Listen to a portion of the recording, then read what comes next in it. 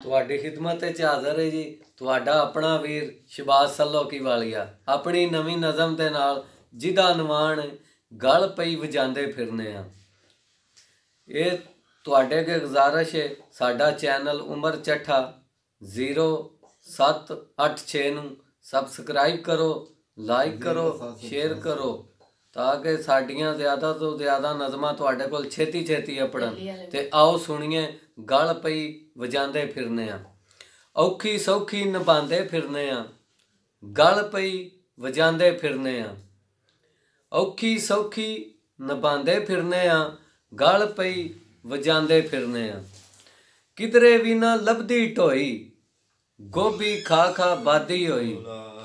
ਕਿਧਰੇ ਵੀ ਨਾ ਲੱਭਦੀ ਢੋਈ, ਗੋਭੀ ਖਾ ਖਾ ਬਾਦੀ ਹੋਈ। ਮੁਰਗੀ ਲਈ ਦਿਲ ਤਰਸਾਉਂਦੇ ਫਿਰਨੇ ਆ, ਗਲ ਪਈ ਵਜਾਉਂਦੇ ਫਿਰਨੇ ਆ। ਅਸੀਂ ਮਾੜੇ ਗੁਰਬਤ ਡਾਢੀ, ਦੋਜ਼ਖ ਬਣ ਗਈ ਜ਼ਿੰਦਗੀ ਸਾਡੀ। ਵਾਹ ਜੀ ਵਾਹ।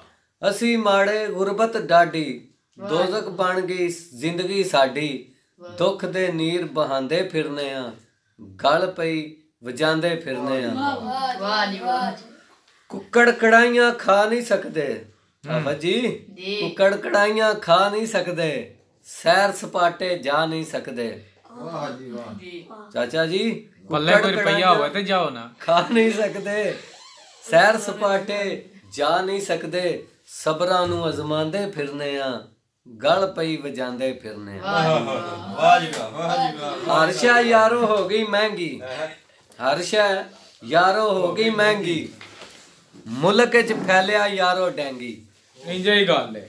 ਹਰ ਸ਼ੈ ਯਾਰੋ ਐਤਕੀ ਤੇ ਕਾਬੂ ਵੀ ਨਹੀਂ ਪਿਆ ਪੈਂਦਾ ਟੈਂਕੀ। ਇੰਜੇ ਹੀ ਗੱਲ ਹੈ ਜੀ, ਤਾਂ ਹੀ ਲਿਖਿਆ ਹਰ ਸ਼ੈ ਯਾਰੋ ਹੋ ਗਈ ਮਹਿੰਗੀ, ਮੁਲਕ ਚ ਫੈਲਿਆ ਯਾਰੋ ਡੈਂਗੀ। ਆਪਣਾ ਆਪ ਲੁਕਾਉਂਦੇ ਫਿਰਨੇ ਆ, ਗਲ ਪਈ ਵਜਾਉਂਦੇ ਫਿਰਨੇ ਆ।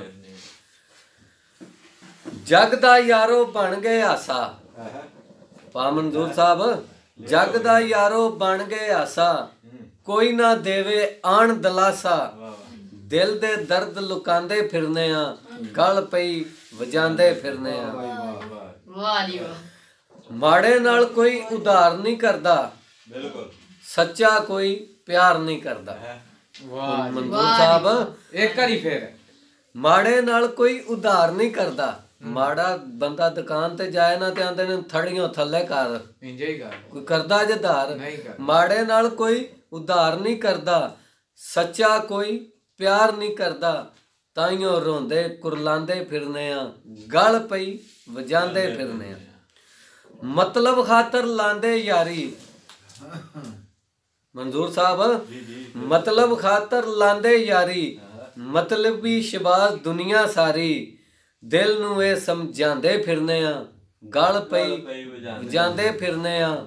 ਔਖੀ ਸੌਖੀ ਨਿਭਾਉਂਦੇ ਫਿਰਨੇ ਆ।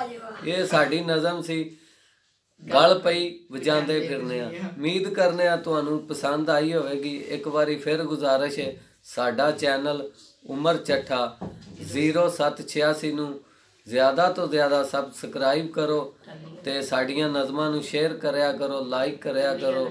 ਮਿਹਰਬਾਨੀ, ਸ਼ੁਕਰੀਆ।